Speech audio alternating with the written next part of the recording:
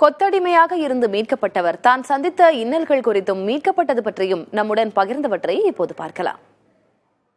கரும்பேட்டை போன இடத்துல எங்களுக்கு ஒரு 30,000 பாக்கி கடன் வந்துடுது. அந்த கடன் கொடுக்கறதுக்காக நாங்கள் என்ன பண்ணிட்டோம், ஒரு 30,000 வாங்கி அந்த வேலை செஞ்ச இடத்த கட்டுறதுக்காக 30,000 பணம் வாங்கி ஒரு நபர் கொடுத்தாரு. அவர் கொடுத்த உடனே நாங்கள் என்ன பண்ணிட்டோம், அந்த ஊருக்கு வேலைக்கு போனோம். ஈரோடு மாவட்டம் அந்தியூர் பக்கத்தில் முனியம்பாளையன்ற ஊருக்கு நாங்கள் வேலைக்கு போனோம். போயிட்டு நாங்கள் என்ன பண்ணாங்க, 1000 கல்லுக்கு வாரத்தில் நாங்கள் 2 பேர் கணவன் மனைவி சேர்ந்து 2 பேர் 12,000 கல் 15,000 கல்லாக இருப்போம். சொந்தக்காரங்களும் பார்க்க முடியாது, யாரையும் பார்க்க முடியாது, வந்தோமா பார்த்தோமா போனோமான்னு இருக்கணும்.